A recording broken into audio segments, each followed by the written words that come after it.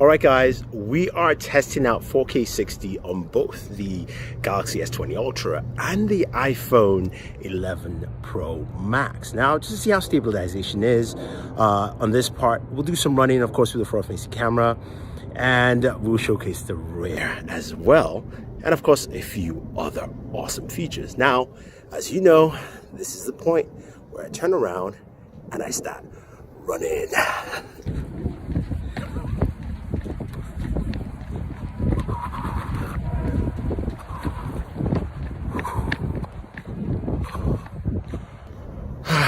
All right. So we have that. Some interesting dynamic range I'm seeing here, but without wasting any more time, let us check out the rear camera. So now we've got our rear camera and also at 4K 60. Walking down, seeing what kind of stabilization we get.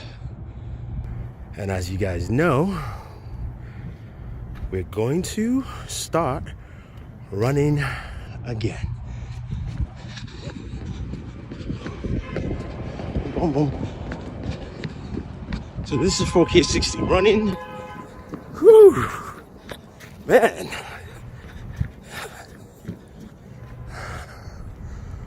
All right, here we have steady shot versus 1080p 60. Boom, boom, boom, boom, boom, boom, boom.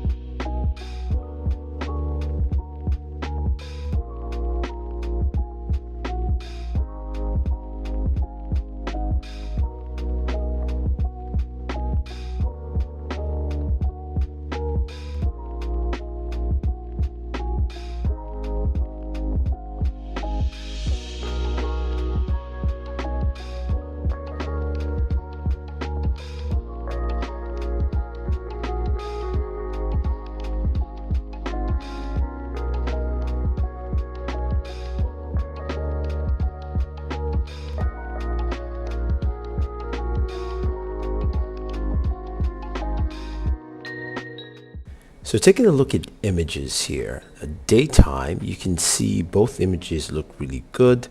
The S20 Ultra, it comes up really sharp for the front-facing camera. Yes, it's a 40 megapixels camera, and edge detection is really solid, but the vibrance and dynamic range really showcases in this picture you're looking at.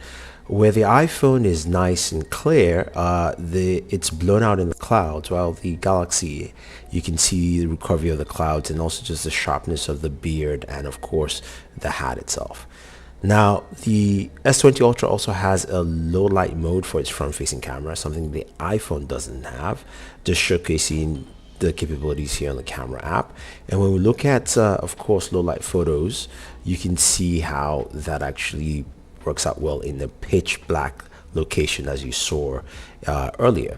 So this is much sharper for the S20 Ultra, while the iPhone 11 Pro Max is not as sharp. It's fuzzy. You've got a lot of grain going on there. Similarly here, this is at a bar. There's a lot of red and multicolored lights within the bar, but it's really low. You can see the S20 Ultra really bringing that out and still keeping focus on me, while the iPhone 11 Pro Max, because there is no low light mode in the front-facing camera, doesn't do that. Now we move to a shot here, which is outside. I was leaving the bar. And again, taking a front-facing shot with both cameras, the S20 Ultra, sharper, brighter, the iPhone, a lot of grain, a lot of noise in that photo. Now, this photo is quite interesting because both of them come out pretty well. There's a lot of light leakage, much more with the S20 Ultra, but I do like the color detail because that's more accurate than the iPhone, but both are still really, really good. Now here is a shot within the bar with the main sensor. You can see that sharpness that the S20 Ultra portrays, and it just stands out really, really well. The iPhone is solid, but the colors and sharpness really come out well with the S20 Ultra's main lens here in low light. Now, when we go to the ultra wide, the iPhone doesn't have a low light capability in the ultra wide, so that's just something to take note. But the iPhone still does fairly well. You can see details, you can see the girls in the mirror, while the Galaxy S20 Ultra is much sharper.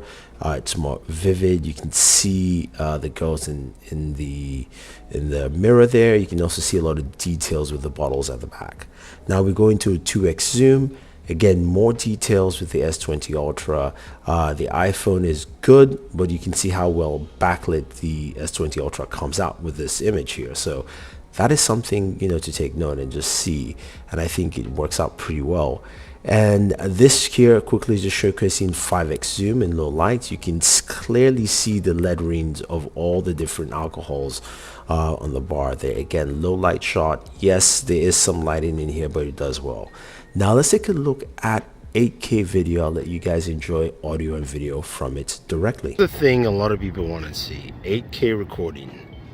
It's probably some micro shakes for me. I'm just gonna pan a little bit. Oof. See how it deals with some sunlight. The sun's at the edge. It's bleeding in. Oh man, it is so cold out here. My fingers are burning. Boom. Take some photos again while you're doing this.